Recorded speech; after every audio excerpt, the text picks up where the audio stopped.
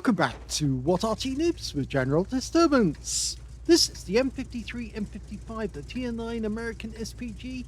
This one's on the southwest spawn of Karelia, and it's under the command of CL1CKER. Yes, he does actually stream on Twitch TV. I'll try and leave a link down below so you can actually go and watch him. He's on during the day a lot of times, but that's because he is actually in Asia, so Far East. And that means that when he's actually streaming, most of us are actually still working. Okay, well, it's the 8-inch howitzer, because this is the M53. He's lining up the shot on anyone going up to the horseshoe. Oh, direct hit! Oh, that was a good one. And he got stun assist as well. 406 damage on the CS52 list. That was a good shot. Always a good place to put your first shell. The problem is that the M53 M55 does take so long to load that it can be difficult to actually have a loaded weapon ready to go the moment that the enemy tanks come up onto the horseshoe. Well, that list has gone down now. He's actually been taken out of the game. The Bisonte got him, and in the meantime we're looking for the enemy tanks over the far side. So it's a fair distance away, but if they hug the rock it makes it difficult for us to get shots. Now, it's 900 Alpha with the 8-inch howitzer, capable of doing 52mm pen and 10.5 meters on the burst radius. He's found a Patriot up in the northwest corner of the map, facing off against one of our Conquerors. Now, the Patriots are tier 8, but of course they have been nerfed. Oh, not nerfed, buffed. So they're now actually a lot better than they were. Okay, he's lining a shot up for the A phase 1. If the guy moves forward, that's it. There, that's better. Rounds out. Looks good. Direct hit again. 369 this time. Now he's changing position. Okay. That Conqueror needs to he needs to get back as quickly as he can.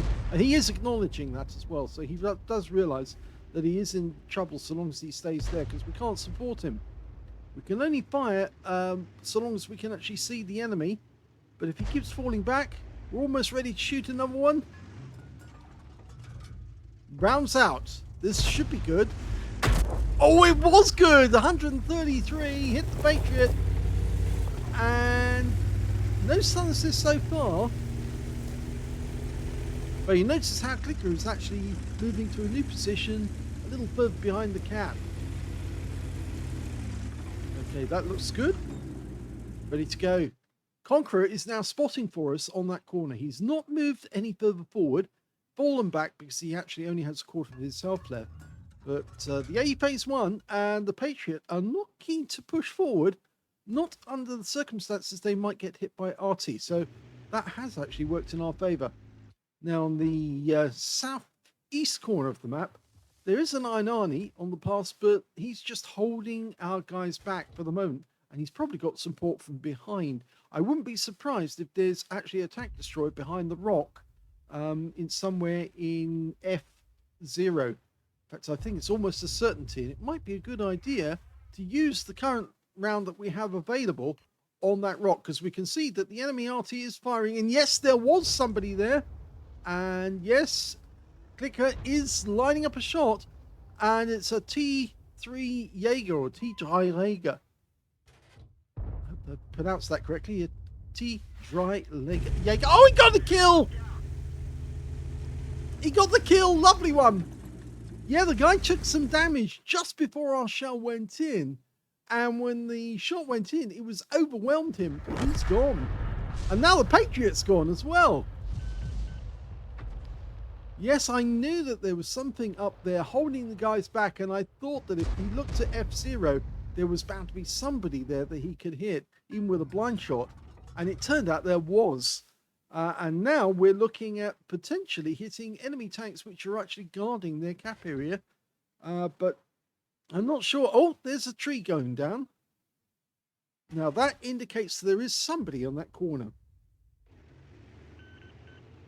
Okay, T28 prototype. We're dialing in. He's near the ramp leading up to the horseshoe. Bit of a dangerous place for a T28 prototype to go. Rounds out. Another direct hit. This time only 168 though. Okay, that guy is taking damage, so we're getting stun assist.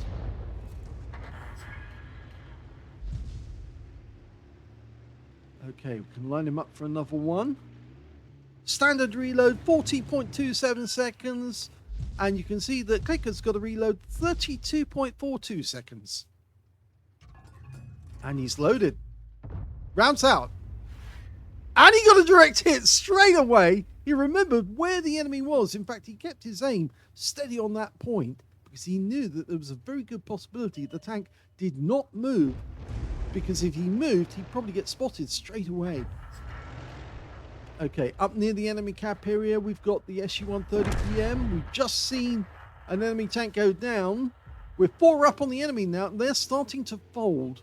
And that's looking very bad for them. This Ferdinand is using that rock for cover, but he's about to get an artillery round landing right on top of him. And I'd say around about there. No, he's decided to change shot. The T10's what he's going for instead. Again, it does take a little while for this one to dial in. 5.75 seconds for just 30% of the aim. Rounds out in the T10. And he took another direct hit as well. 302. And we're changing position and getting closer to the enemy. Now that T28 prototype is still there, so we don't really want him to spot us. Had a quick look in that direction. The T10's falling back. It looks like it was a Progetto 46 that knocked the tree down in grid square A7. Okay, that's the spot where the Ferdinand was seen, and Ferdinand's trying to get behind the rock at the back. Rounds out, looks good. Another direct hit, this time 315 hit points, and immediately we got 740 stun assist. So that was a very valuable shot. The Ferdinand's a one shot, in fact he's a splash kill now. Clicker can take him out with the next round. He's looking in that spot. We can't see the Ferdinand.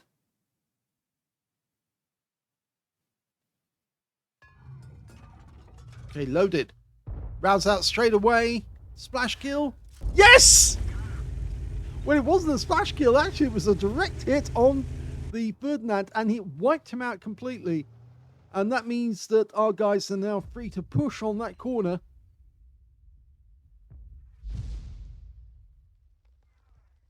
In the meantime, we're looking where we think that the SU-130PM might be. The M10 went down into the dip. The Progetto 46 is holding the corner. The T28 should be there. In fact, now we've spotted the Borsig.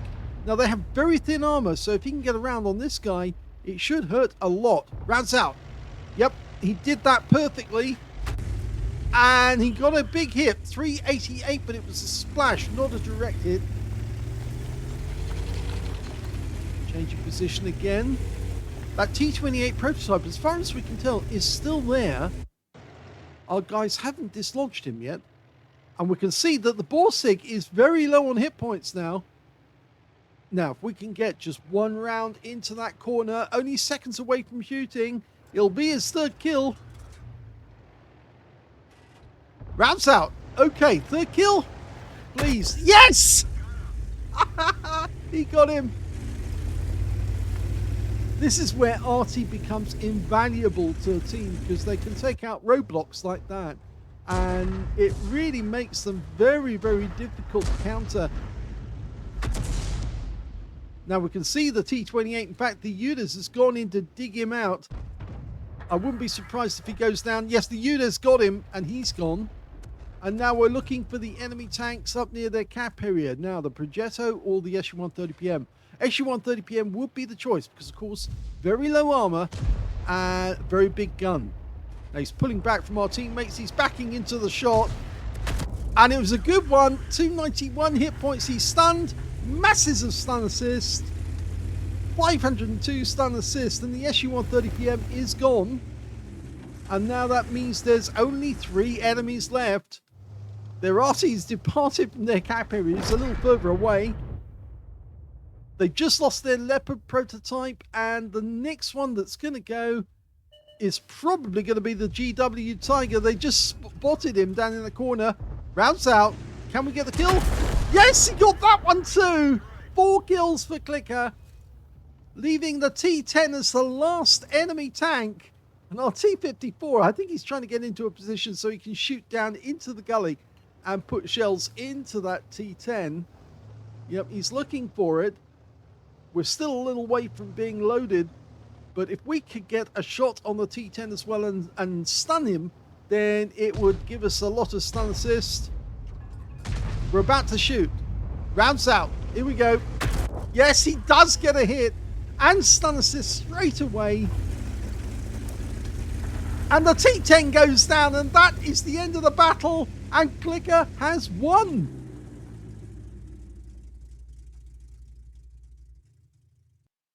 Here's the end of battle stats. That was an ace tanker game for CL1CKER in the M53, M55. He managed to get a Gauze medal for doing more damage, exceeding 8 times the hit points to his own vehicle. A Bruiser medal for getting at least 5 critical hits. In fact, he managed to get 8. He got a Fighter badge for getting at least 4 kills. He got 4 exactly. And he also got a Confederate as well, hitting more of the enemy than anyone else on his team. At least 6 tanks subsequently taken out by other teammates. And if we look at the team score, we can see that the highest damage in the game also went to CL1CKER. He got 3,759 hit points, but it wasn't 20% of the enemy hit pool, and that's why he didn't get the high caliber. Second highest damage went to the Conqueror on our team with 3,040. Yes, that was the guy who was holding the enemy up in the northwest corner for quite some time. And in third place, we've got the M103 on our team with 2,713 hit points of damage. When it came to kills, yep, CL1CKER got that one too. 4 kills for CL1CKER. 3 kills for the T10 on the enemy team. 2 kills goes to the UDIS 03, the M103, and the Conqueror. And when it came to base XP, he's got that one too. Yes, he's the only player to get over 1,000 base. He's got the top in all 3 columns. And he got 1,108 base experience, with the M103 getting 948 and the Conqueror getting 938. CL1CKER fired only 14 rounds, 12 direct hits on the enemy, 1 penetrating shot, and 14 splash. Now, I suspect that the penetrating shot was in fact the GW. I'll just check that. Actually, funnily enough, it was the Borsig. Yes, he got a penetrating shot on the Borsig and took him out of the game. He doesn't say the exact amount there, but I think he did hit him twice. So, yes, it was a penetrating shot on that one. And if we go back to the details, he also got 14 splashes, damage of 3,759 hit points, all of it at more than 300 meters, damage 10 at the enemy, killed 4, and did 2,509 hit points of stun assist off 10 stuns. On a premium account, he earned 79,296 credits out of that game. He did get a personal missions payout for 65,000, and he also took away 1,662 experience points as well. Yes, very nicely said. He says M53 Pro. Well, it was the M55 actually that he was using at the time, because of course the M53 is the long, thin 155mm gun that's mounted on the chassis with the 8-inch howitzer. It's the M55, but we'll let that go because it was an ace tanker game and it was a very well played game as well. If you enjoyed that replay, please give this video a like, do subscribe to our channel, leave a little comment down below because it feeds the algorithm, and thank you for watching.